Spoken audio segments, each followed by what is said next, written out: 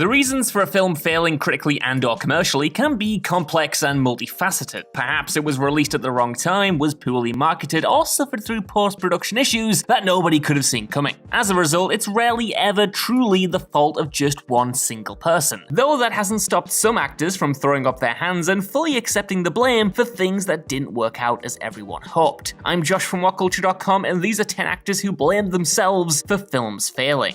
Number 10. George Clooney, Batman and Robin.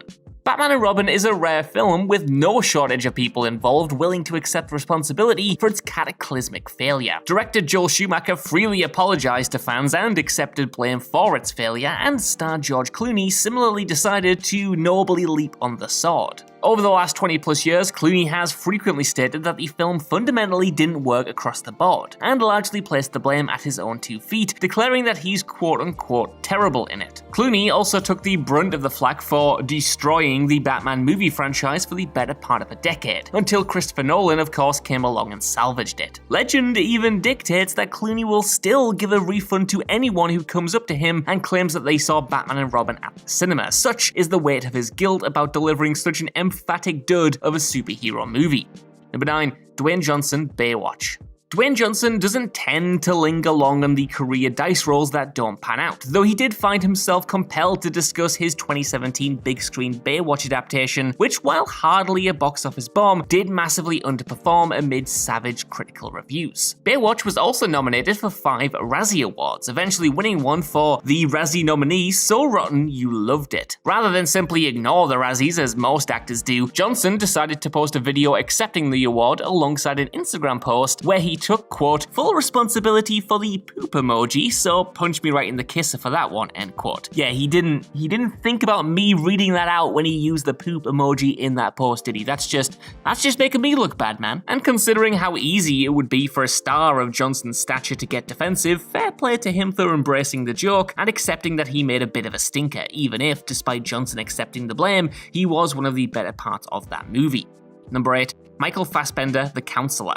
Ridley Scott's 2013 crime thriller The Counselor was a mild commercial success, though released to wildly mixed reviews, with Scott's direction, Cormac McCarthy's script, and Michael Fassbender's lead performance all heavily polarizing critics. The Counselor also flamed out with general audiences, where it received a disastrous D+ cinema score. Fassbender has never been one to mince words about his career failures, and has spoken occasionally about The Counselor, whereby he flatly blamed himself for the production not meeting expectations. That said, Fassbender did add that he has a tendency to always blame himself when his films don't come up to par, so it feels more like a courteous act to deflect attention away from his colleagues rather than an entirely sincere admission of fault. Ridley Scott, for his part, blamed Fox for marketing the film incorrectly and therefore ensuring that it never had a chance to become a true box office smash. Number 7. Colin Farrell, Miami Vice. Michael Mann's 2006 adaptation of Miami Vice was hardly a terrible film, but sharply divided reviews did nothing to help its box office, resulting in it barely recouping its wildly over-egged $135 million budget worldwide. Though the performances of Colin Farrell and Jamie Foxx as detectives Crockett and Tubbs were generally praised, Farrell held nothing back when discussing the film a few years after its release, saying, quote, Miami Vice, I didn't like it so much. I thought it was style over substance, and I accept a good bit of the responsibility. It was never going to be the lethal weapon, but I think we missed an opportunity to have a friendship that also had some elements of fun, end quote. Though Farrell didn't specify precisely which aspects of the film he blamed himself for, it's possible that he may have been referring to the fact that he was battling substance abuse issues throughout shooting, which perhaps preoccupied him from committing fully to the project. Farrell himself said of his condition during shooting, quote, the second I was finished, I was put on a plane and sent to rehab as everyone else was going to the rap party, end quote. Of course, that's hardly the right mindset to be making a mega budget movie in, though given that the more demonstrable problems stem from Mann's script and direction, he probably shouldn't be too hard on himself. Number 6. Sylvester Stallone, The Expendables 3. After the first 2 Expendables movies posted solid takings at the box office, and let's be honest, reviews don't really matter much to a series like this, there seemed to be no reason to expect any different from the threequel. But then the decision was made to make The Expendables a PG-13 rated action movie in an attempt to widen the series' commercial prospects. The producers and series creator and star Sylvester Stallone seemingly forgetting that the R-rated brutality was very much the appeal of these films in the first place. In addition to this, the supporting cast was padded out with younger up up-and-comers the audience had absolutely no interest in, and a high-quality screener of the film was also leaked online prior to release. This all conspired to ensure the threequel's box office fell far short of its predecessors, and it also received the worst reviews of the trilogy, effectively pumping the brakes on the entire franchise until just recently. In an interview shortly after the film's release, Stallone confirmed that the PG-13 rating was primarily responsible for the critical and commercial decline, admitting that he and the producers simply got it wrong, saying, quote, "I believe it was a horrible miscalculation on everyone's part in trying to reach a wider audience, but in doing such diminish the violence that the audience expects. I'm quite certain it won't happen again. The idea with PG-13, we wanted to hit a broad audience, and because of our predecessors looking at the Bonds and James Bonds, we thought they're pretty violent films." End quote. Number 5. Jerry Lewis, The Day the Clown Cried. Jerry Lewis's unfinished 1972 film, The Day the Clown Cried, was a Holocaust drama written, directed by, and starring Lewis himself, where he plays a circus clown imprisoned in a Nazi concentration camp who serves as a Pied Piper-like figure to usher children into the gas chambers. The difficulty of such a project speaks for itself, and though Lewis approached the material with an absolutely sober level of seriousness, even losing 35 pounds for the role, the film never hit screens due to a rights dispute with the originator of the story, Joan O'Brien. Lewis eventually decided to shelve the film entirely, having decided that it didn't live up to his vision, later vowing that it would never be screened while he was alive. Of his work on the film, he additionally said, quote, "You'll never see it. No one will ever see it because I am embarrassed at the poor work." He also went on to say, quote, "I was embarrassed, I was ashamed of the work, and I was grateful that I had the power to contain it all and never let anyone see it. It was bad, end quote. Lewis passed away in 2017, and though there have been rumblings that a full print of the film was given to the Library of Congress shortly before Lewis's death, the actor's own son maintains that no complete print exists. Number 4. William Shatner, Star Trek V: The Final Frontier.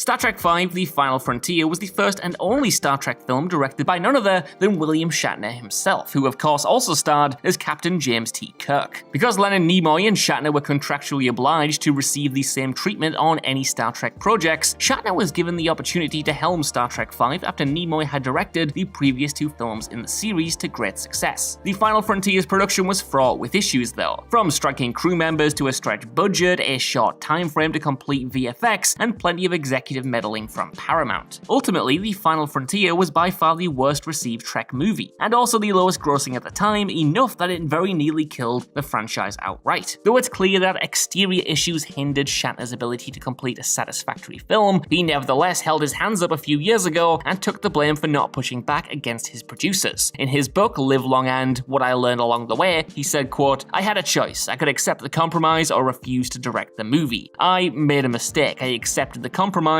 which doomed the picture from the beginning." Number 3. Steve McQueen, Le Mans.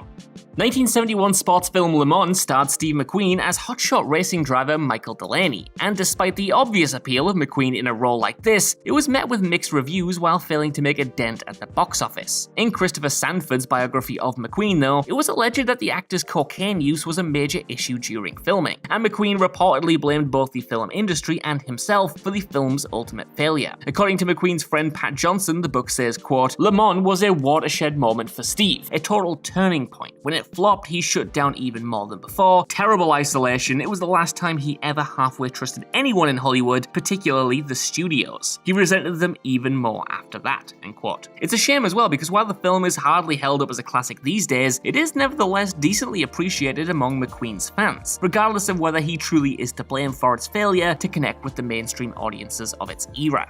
Number 2. Shia LaBeouf, Indiana Jones and the Kingdom of the Crystal Skull.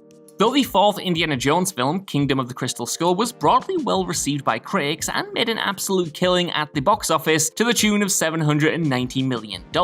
However, to most die-hard indie fans, the film was an abject failure. Between its wonky VFX, overly silly set pieces, the misguided inclusion of Shia LaBeouf as Indy's son Mutt, a plot involving actual aliens, and that fridge scene, it felt like a thin sketch of an Indiana Jones film and proof that the series should have ended at 3. At the 2010 Cannes Film Festival a few years after its release though, LaBeouf opened up about his own negative conception of the film, where he unequivocally blamed himself for screwing the movie up. Speaking to the LA Times, he said, quote, "I feel like I dropped the ball on the legacy that people loved and cherished. You get to monkey swinging and things like that, and you can blame it on the writer and you can blame it on Steven Spielberg. But the actor's job is to make it come alive and make it work, and I couldn't do it, so that's my fault. Simple," end quote. The actor further claimed that Harrison Ford wasn't happy with the film either, leading to Ford calling him a quote-unquote fucking idiot. LaBeouf did later express regret about his uncommon honesty, noting that it soured his working relationship with Steven Spielberg, saying, quote, "He told me that there's a time to be a human being and have an opinion, and there's a time to sell cars. It brought me freedom, but it also killed my spirits because this was a dude I looked up to like a sensei," end quote. Number 1. Gene Seberg, Saint Joan.